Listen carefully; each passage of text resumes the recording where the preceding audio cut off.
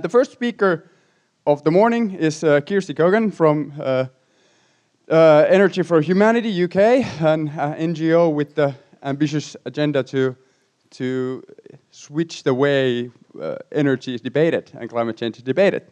But yeah, with further ado, let's give Kirsty the stage.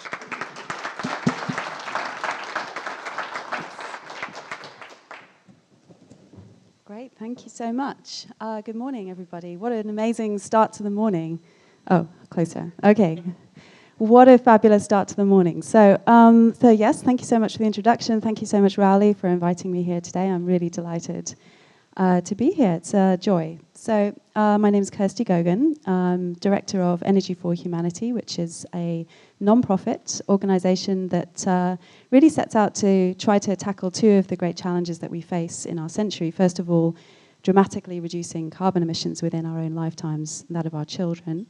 And secondly, to enabling millions of people to gain access to modern energy services that many of us take for granted. Now, both of those challenges have one thing in common, and that's the energy that we use to power our world. So Rowley's asked me today to sort of set the scene a little bit on climate change. I have to say, in putting together this talk, I'm even more terrified than I usually am. So I wanted to frame it as being a story of ice and fire. Because we can melt ice sheets and cook landscapes. And really, when humans made fire, we made ourselves and our planet as well.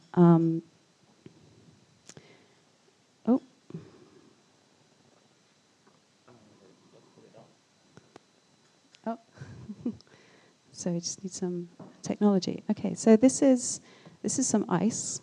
This is a picture of my daughter. In some ice and snow. And I realized that I was thinking, we focus on 2050 a lot as a key date when we talk about climate change and about the time that we have left. And I realized that in 2050, my daughter will be 42 years old, which is the age that I am now.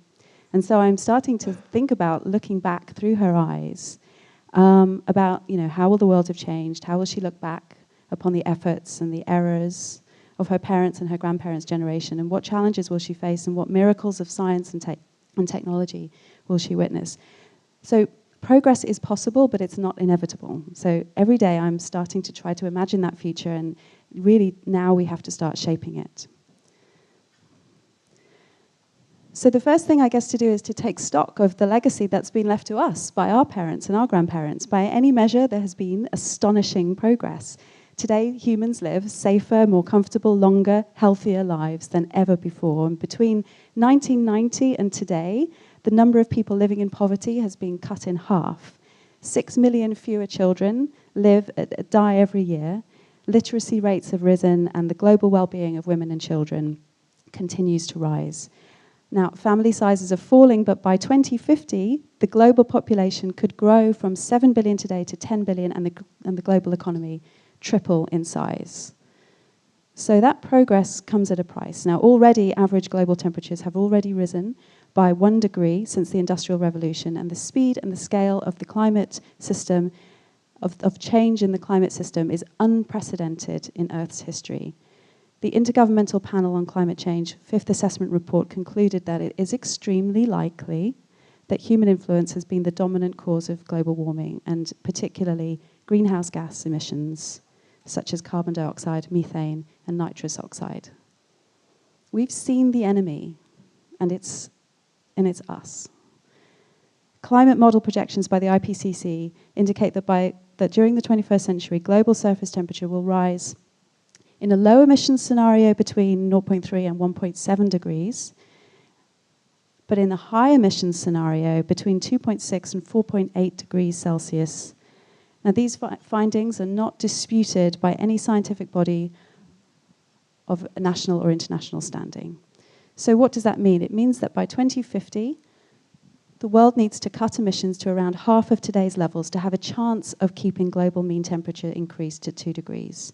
And beyond that threshold, scientists are saying that severe and irreversible changes are likely. Now, even if every country meets the pledge that it's made to date through the Paris Accord, we would still be looking at a rise in emissions. Average global temperatures probably would rise between 3 and 4 degrees by 2100, depending on your level of optimism or pessimism, compared to a 6-degree increase with no action at all.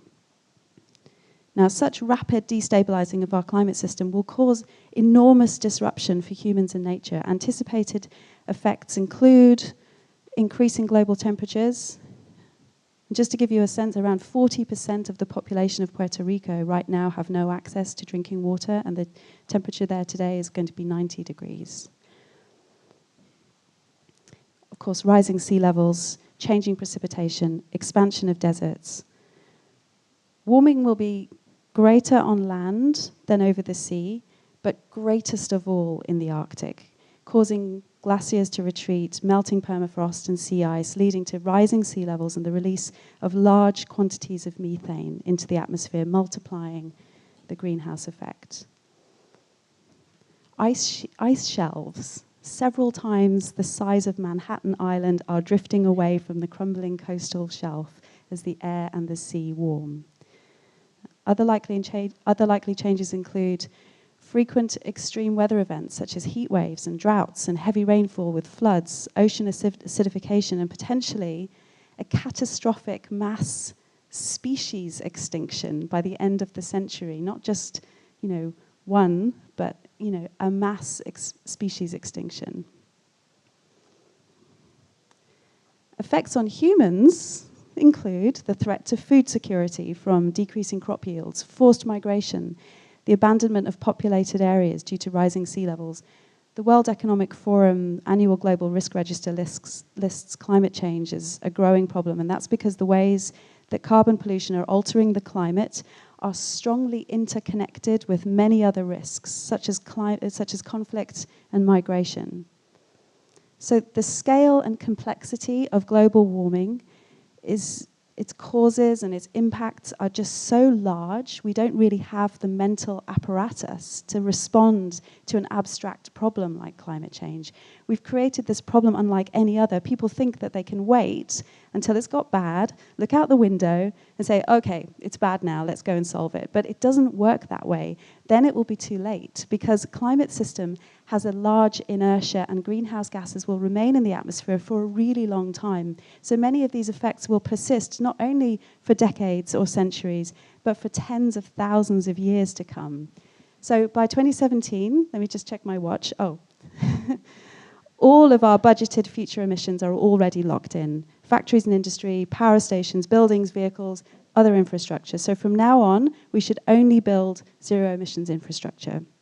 However, as the late, great Professor Sir David Mackay said, the climate problem is mostly an energy problem.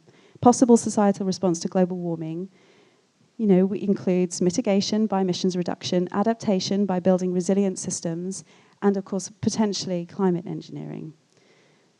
So, there's the accumulated emissions. I should have shown you those a moment ago. So what do we do? So how do we solve climate change? Well, after saying it's incredibly complex and difficult, I'm now going to boil it down to a very simple two-step strategy. And that's to, first of all, clean up electricity, and then secondly, to electrify everything. There is a third supplementary step, which is to make everything incredibly efficient, of course, as well. So how are we getting on with that? Well, we've got a long way to go.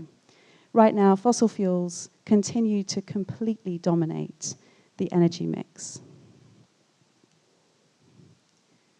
Public reactions to global warming and concerns about the effects, they're starting to increase. Significant regional differences exist with Americans and Chinese, whose economies are responsible for the greatest annual CO2 emissions, are amongst the least concerned. But increasingly, it's possible to go to places and people point at something and say, this is climate change. Now, the poorest of the poor have been the first to suffer, with droughts and food shortages already imperiling the lives of countless millions, with ensuing conflicts threatening even more. We've rendered some areas already uninhabitable, and the number of climate refugees will only increase. Even we, privileged folk in the Western world, are no longer immune, with the dangers steadily encroaching. So let's look at a little example here. What can we say about the role of climate change in causing Hurricane Harvey to hit Houston so hard? Did climate change cause Hurricane Harvey? That's the wrong question. Global warming and warmer seas made the hurricane bigger and more intense, and warmer sea meant more moisture in the air, in this case around 3 to 5% more moisture in the atmosphere, and more moisture means more rain and more flooding. And then the sea level rise, which has been more than half a foot increase in recent decades, massively increased the size and risk of the storm surge. So that means that the storm surge was half a foot higher than it would have been just decades ago, meaning far more flooding and destruction. So the combination of coastal flooding and heavy rainfall, that's what's responsible for the devastating flooding that Houston's experiencing. So we can't say that climate change caused Hurricane Harvey. That's an ill-posed question. But what we can say is that climate change greatly increased the risk of damage and loss of life. And what about the aftermath? Well, beyond, obviously, the billions of dollars needed to rebuild homes and restore the city, in the weeks following the hurricane, parts of Florida have been awash in millions of gallons of sewage. And meanwhile, in Texas, oil refineries and chemical plants have dumped a year's worth of cancer-causing pollutants into the air following Hurricane Harvey. In both states, doctors are on the lookout for an uptick in respiratory problems, skin infections, mosquito-borne diseases brought on by the water and the mold left by the storm. So is it possible for 10 billion people in the world to live safe and comfortable and healthy lives whilst at the same time reducing carbon emissions to a safe level? Well, yes, it is possible, but to do so we need to transform the technologies and the fuels that we use. So for example, the amount of CO2 emitted per unit of electricity needs to fall by about 90% by 2050. We also need to make much smarter use of our limited land. In particular, we have to protect and expand our forests. Protecting land for food and forests and habitats will be critical in preserving wildness in a world dominated by humans. And above all, we have to transform our world with a speed and an urgency that's almost unimaginable in order to drive CO2 emissions out of the atmosphere by 2050. So, in light of this reality, people are starting to really talk about what kind of trade-offs they're prepared to make in order to tackle climate change and enable people to access electricity. Some are reconsidering nuclear energy alongside wind and solar as a proven large-scale source of emissions-free electricity. All sources of clean power are going to be needed to achieve deep decarbonization, not just in the electricity sector, which accounts for around a third of our emissions, but only a fifth of our energy use, but across every aspect of society, including heat and transport.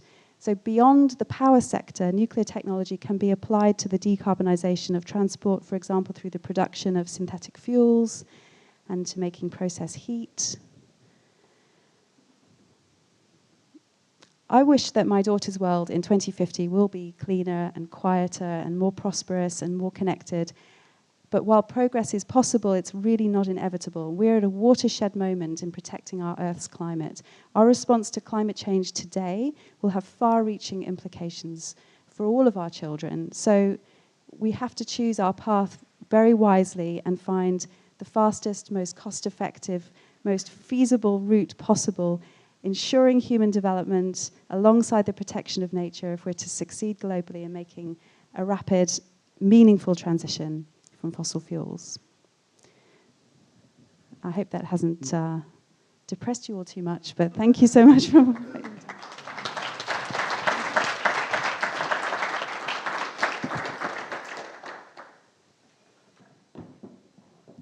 Thank you very much, Kirsty. Any questions at this point from the audience, or?